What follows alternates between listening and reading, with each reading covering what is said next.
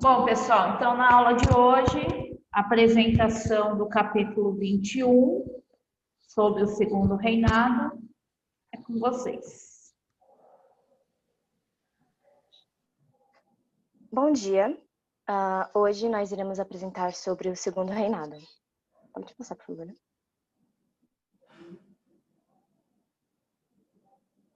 Bom, tudo começou em 1831, quando Dom Pedro I ele abdicou do trono brasileiro. Ele fez isso para poder assumir o trono português, já que seu pai, Dom João VI, havia morrido. Nisso, ele deixou Dom Pedro II, que tinha apenas 5 anos na época, ele deixou ele aqui no Brasil. Só que como ele era muito pequeno, ele não podia governar. Então, durante esse período, o país foi governado pelos regentes, que eram tanto liberais quanto conservadores. Só que eles possuíam ideias diferentes, de modo que acabou resultando em algumas revoltas. Os liberais, eles começaram a idealizar de que o Brasil ele precisava centralizar de novo o poder para que ele pudesse se estabilizar de novo. E para ele centralizar o poder, eles decidiram que Dom Pedro II deveria assumir o trono. Só que ele tinha apenas 14 anos na época, então eles começaram o projeto para adiantar a maioridade de Dom Pedro II. Esse projeto ele foi 3 vezes para a Câmara, até que ele foi aceito. E Dom Pedro II assumiu o trono brasileiro. Pode passar.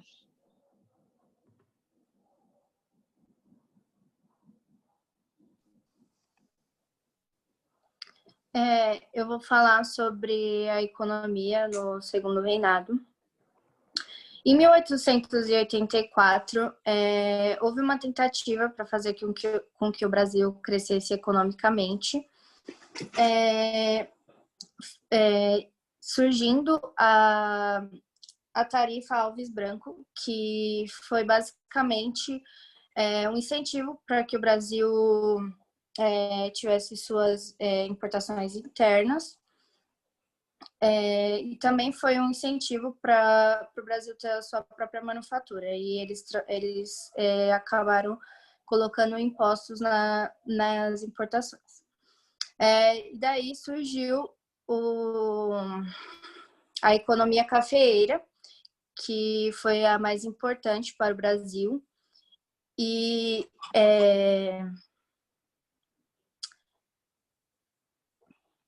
tá dando para ouvir?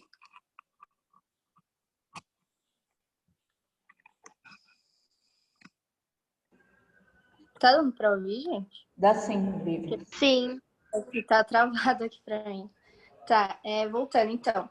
A economia cafeeira, que foi a mais importante, ela teve uma transição, porque eles precisavam de uma mão de obra específica e os escravos não sabiam. Então, eles importaram a mão de obra assalariada, que foi os imigrantes italianos e alemães que vieram para o Brasil, e com isso teve uma diminuição da escravidão.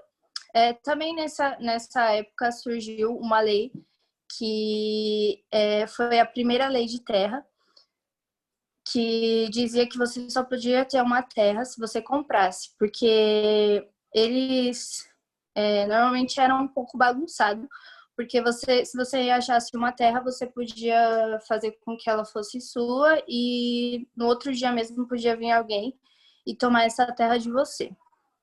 Nesse período também teve a Era Mauá, criada por Irineu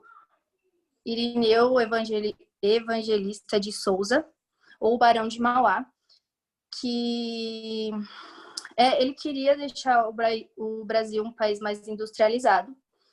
Então, ele entrou em contato com banqueiros ingleses que apoiavam suas ideias. Ele até chegou a criar indústrias de base, ferrovias e também um banco, que era chamado de Banco de Mauá. Só que a elite agrária não apoiava suas ideias e disseram que se ele continuasse, eles não iam apoiar mais Dom Pedro II. Então, seu plano acabou não dando certo. Pode passar.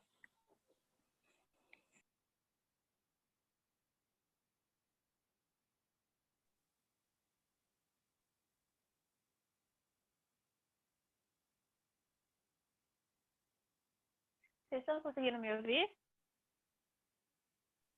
Agora sim. Só um minuto que eu não estou conseguindo ligar o vídeo.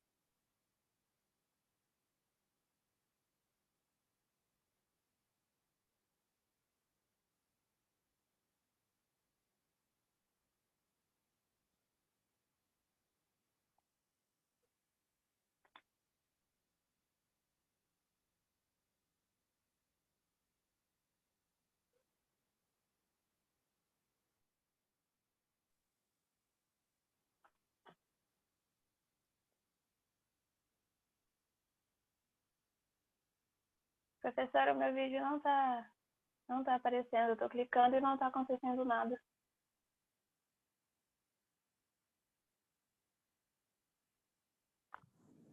Professora, a senhora está mutada, não dá para Não escutar. não tem problema, Gabi. Falhas técnicas, normal, pode apresentar sim. Então tá. Bom dia, gente. Eu vou falar sobre a Guerra do Paraguai e eu vou começar falando um pouco sobre os antecedentes. O Paraguai quase não teve o latifúndio como regime de propriedade e sua economia era uma herança direta das missões jesuítas na região. Os jesuítas haviam implantado comunidades guaranis com um sistema produtivo quase autossuficiente. Por isso, o Paraguai quase não tinha uma camada de latifundiários interessados na exportação, e isso favoreceu o aparecimento de uma camada de camponeses livres.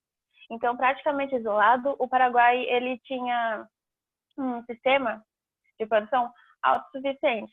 Então, eles produziam por eles mesmos, desde roupas e alimentos até armamento e pólvora para a defesa do país.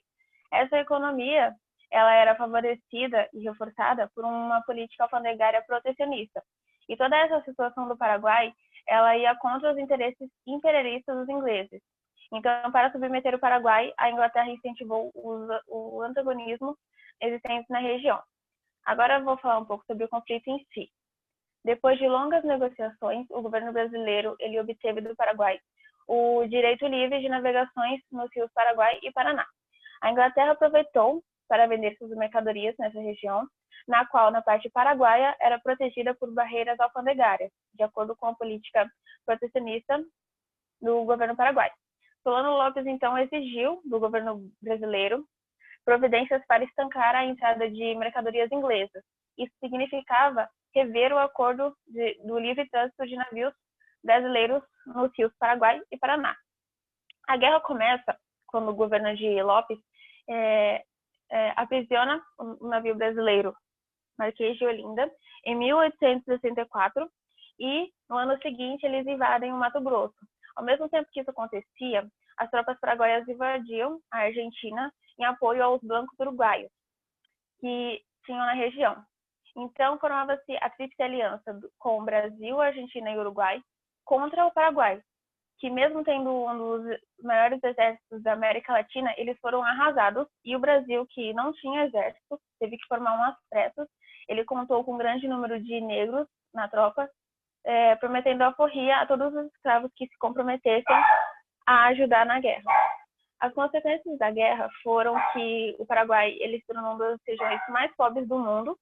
Sua população decresceu de 1 milhão de habitantes para 200 mil. E para o Brasil, a consequência foi que aumentou a dívida externa do país e teve a formação do Exército Brasileiro, do Exército Nacional, que se tornou uma instituição muito importante para a política interna. É isso.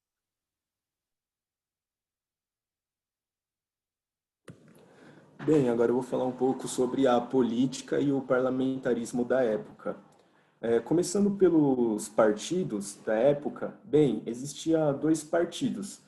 O Partido Conservador, que era também conhecido como Saquarema, eles tinham como característica centralizar o poder na mão do imperador, um forte aparato policial. Eles defendiam o uso da polícia para a defesa de território e repreender manifestações com violência contra a população.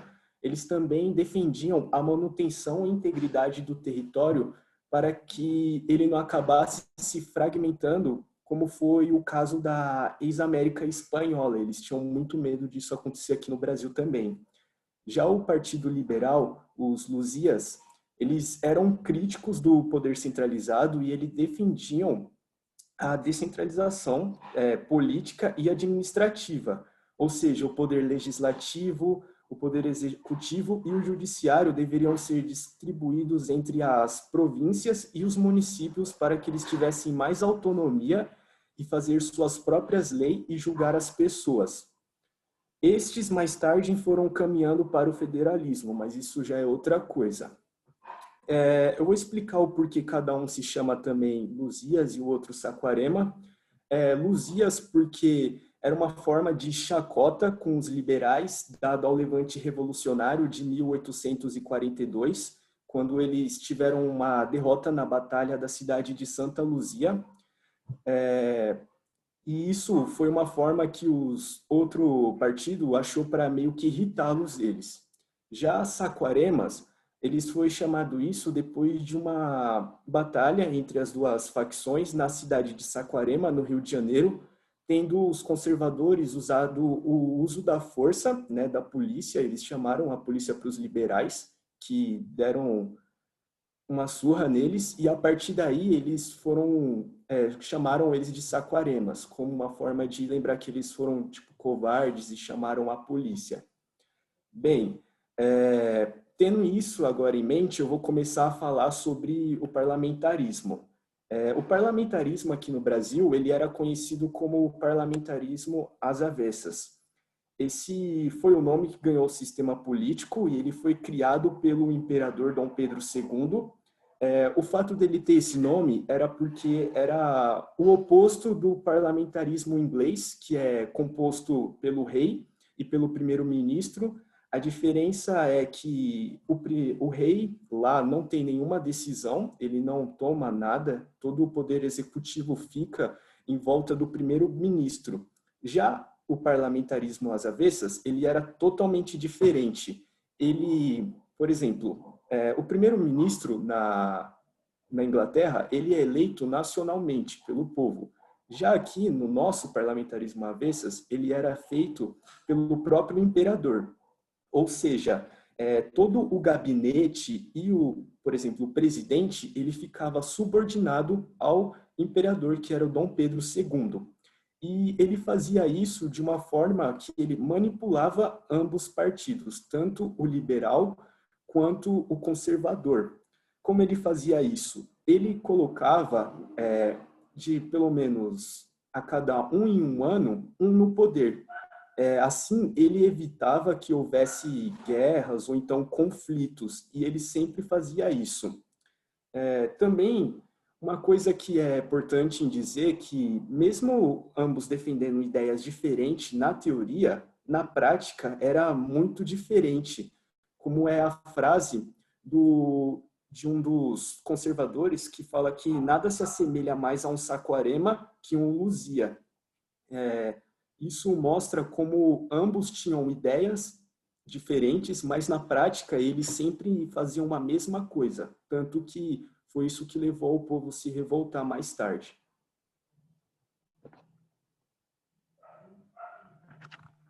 Bom, eu vou falar um pouquinho sobre a política externa. Durante o Segundo Reinado, o Brasil ele procurou, com relação à sua política externa, manter uma postura mais agressiva, justamente para impedir que os outros países eles se fortalecessem e para garantir o seu status de hegemonia.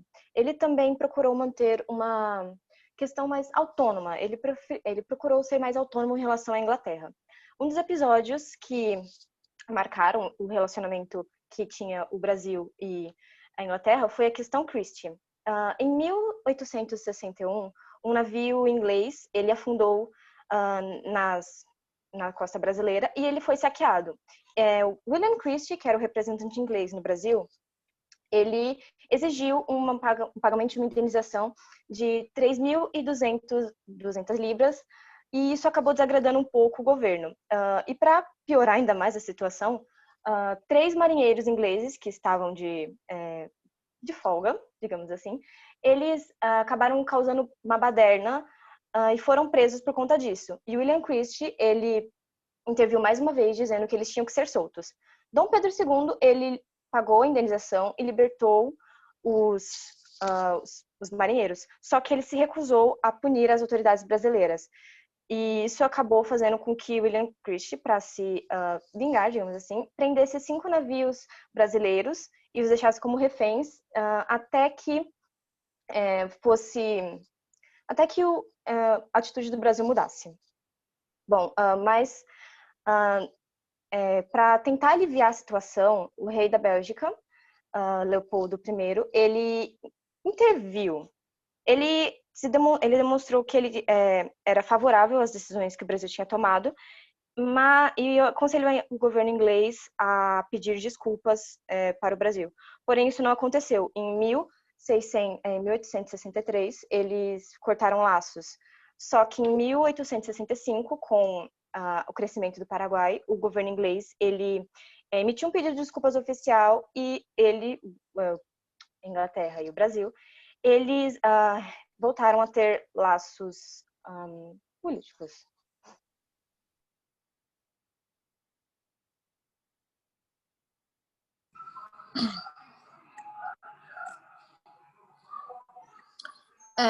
Eu vou falar sobre um pouco das leis contra a escravidão.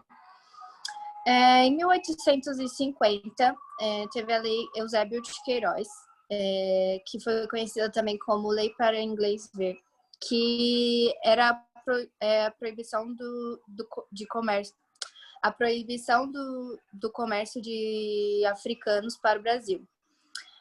Ele foi conhecida como Lei para Inglês Ver porque a Inglaterra fiscalizava o Oceano Atlântico para que os africanos não viessem para o Brasil. Não adiantou muito porque as pessoas que faturavam com isso continuaram fazendo isso ilegalmente. Mas ajudou bastante. Em 1871, surgiu a lei do ventre livre, que dizia que filhos de escravos nascidos a partir daquela data eles podiam ser livres, mas enquanto eles não completassem 8 anos, eles tinham que ficar com os senhores. Que foi uma lei que ajudou, mas não tanto também, porque uma criança de 8 anos, a maioria não sabe como viver sozinha, né? Porque é uma criança. Em 1885, surgiu a Lei dos Sexagenários, que dizia que quando o escravo atingisse 65 anos, ele poderia comprar a sua liberdade. Mas essa lei também não adiantou muito, porque os escravos não tinham... A maioria dos escravos não tinha nem certidão de nascimento. E muitos morriam com uns 35 anos, mais ou menos. Era difícil, mas alguns conseguiram, através dessa lei. Em 1888, o Congresso aprovou a Lei Áurea, que foi assinada pela Princesa Isabel. E, assim, teve a abolição da escravatura. Mas também é importante lembrar que a família real, eles assinaram essa lei, mas eles saem como heróis, mas na verdade foi uma coisa meio sob pressão, porque eles fizeram isso para sair como heróis, mas na verdade isso foi sob pressão dos abolicistas, dos ingleses e dos políticos liberais, que naquela época já estavam conseguindo ter, digamos que, uma voz a mais, assim. Pode passar.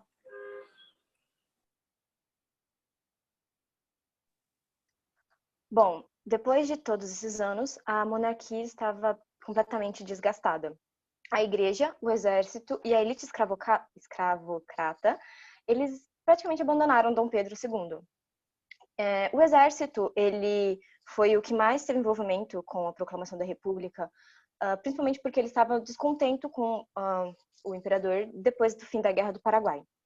Então, em 15 de novembro de 1889, Marechal Deodoro da Fonseca, ele liderou as tropas e marcharam em direção ao gabinete ministerial.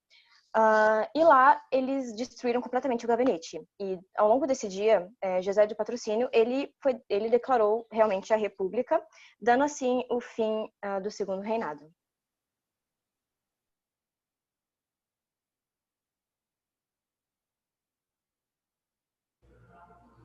Alguma dúvida, pessoal? Alguma pergunta para os colegas?